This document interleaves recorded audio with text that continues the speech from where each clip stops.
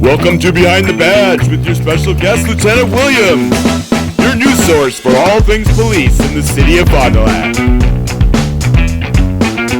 It's KFIZ today, and on Friday, 8:10, that means Behind the Badge. Our weekly visit with the Fond du Lac Police Department. LT is in the house, Lieutenant Ryan Williams, and we also have new officer Nick here in studio with us, back-to-back weeks.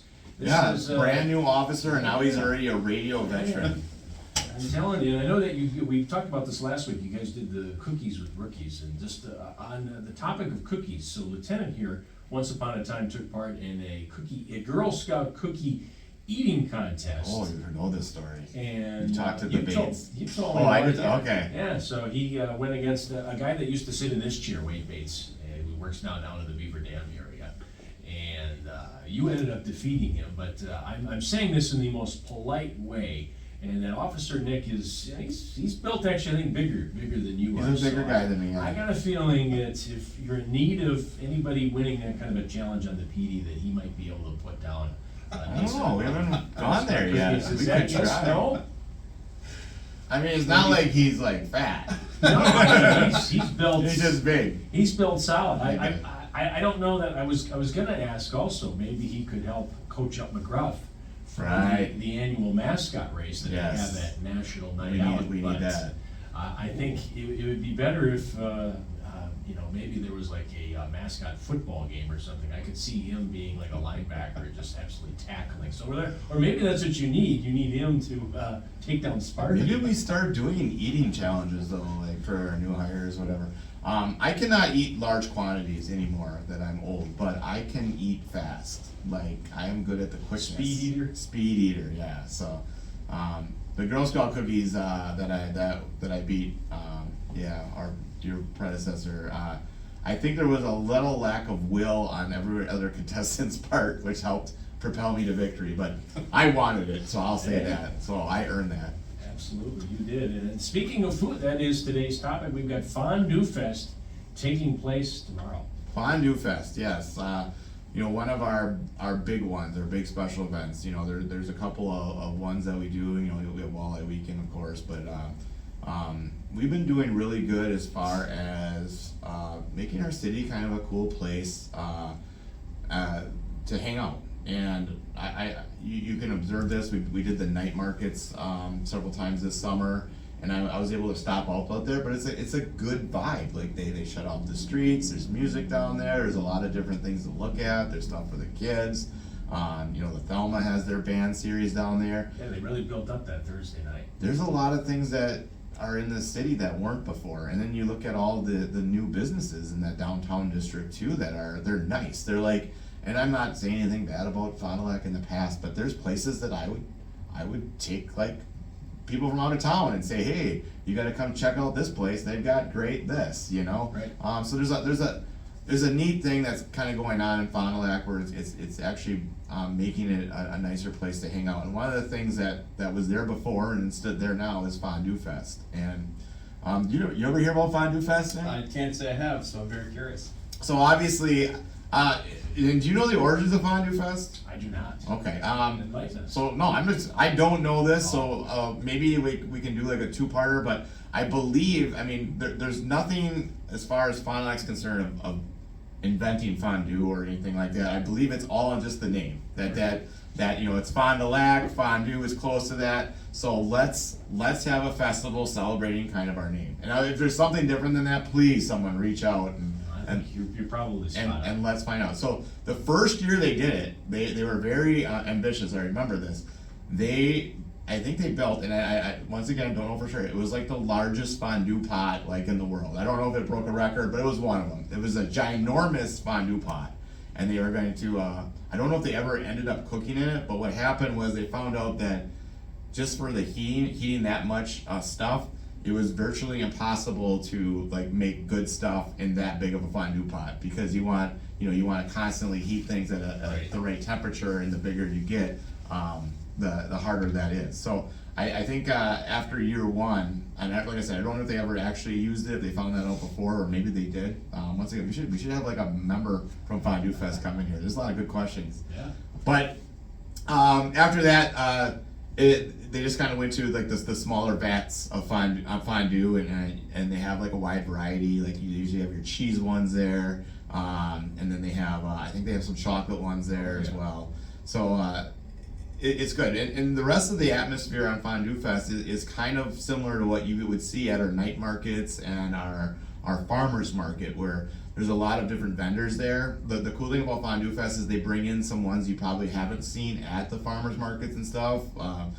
So we have some like special vendors. They'll have music down there, and it's just a really good chill vibe in Fond du Lac, and it kind of is like us being at our best. And it's so what might have started under terms of just a name that sounded familiar to something, turned into a festival which happens every year around fall, and has been a really good collection of people. So have you ever been to Fondue I Fest? have not. All right, I've been to a couple, and you know, fondue is good. It's good. I don't know anyone that's been disappointed really with fondue. Like as far as it's always a good time. They have a wide variety of dipping things you can dip into the cheese and stuff. That So was my next question. What are your favorite things to dip? I know like I've gotten the cheese one, and they've had a variety of like cracker type things, like breadsticks and stuff like that. So yeah, there's a lot to choose from there. And then they have the same thing like that your night markets and farmers markets. They'll have like a section for the kids to kind of hang out with. I think they usually get some like bouncy like houses and stuff like that, so they have something to do there. Like I said, the music, they shut down most of Main Street. As far as what the police department does there is, you know, we basically have to patrol that event just for safety. So we have we'll put some of our community service officers out there that are in charge of like blocking streets and stuff. We'll have some of our police officers will actually be patrolling that event. You may see some officers on bicycles possibly, and ever since we've talked about this before, the Waukesha incident with the parade, we want to really make sure that we control the access in and out of that, especially for vehicular traffic. So we might have some things in place to kind of make sure that doesn't happen, that we don't have anyone driving onto the Fondue Fest grounds or anything like that, so we can keep everybody safe. With that being said, parking becomes an issue, right? Fond du Lac is kind of nicely designed where we have the one-way streets that encircle Main Street, and those will always be open. So you'll have a good ingress, egress into the facility, but beyond that, if you get closer to Main Street, parking is going to maybe not be there. So consider maybe parking a little bit further out, but the parking garages and stuff may still be a factor, but you may have to park further down, and there's not a lot of great options close to that, but you know, do your best, and everyone's there to have a good time, so just think about that. There will be ticketing going on, so don't illegally park, don't block people's driveway. As someone that runs the parking utilities, like trust me, like just park in accordance. And you know, the old adage of if you see something, say something, holds true for festivals too. And that doesn't mean you necessarily have to find a police officer. You could just call one of the vendors. They have access to the downtown partnerships that run Fondue Fest, so that they can let them know, and then we can get an officer to a certain location as soon as possible. Otherwise, there's always cell phones and stuff like that. So we wanted to be safe, make it a safe event. And you know, it's cool whoever came up with it, because it's something unique to Fond du Lac. I mean, I don't know of any other fondue festivals. I mean, there probably are some somewhere, but well, we have this one, so. And we've got it in our name, right? So that's what makes it special. I was just talking with my assistant chief, who is now in charge of all our festivals, and how many different things we have now. Like, so we're heading into October, and as I'm in charge of the CSOs, I have to staff all these events, and there are several different like trick or trunk or trick or treat or like Halloweeny run. There are so many events now, so there's so many options of things that you can do in Fond du Lac, and I feel like you go back 10 years, there wasn't that many options, and now we've got that.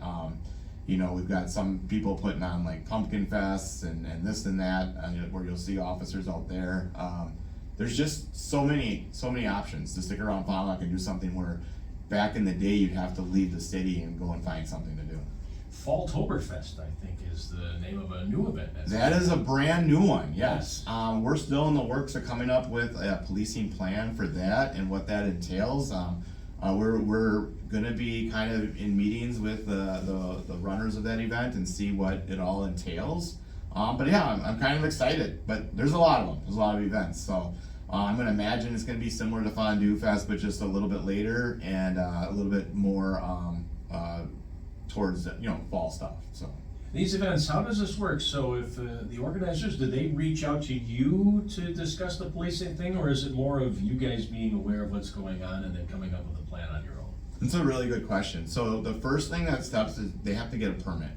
They have to get a permit to have a festival, especially one that requires a closure of streets or whatever. So they get a permit, and then the people that they might make a request on the permit for police, like a police officers or police presence or street shutdown.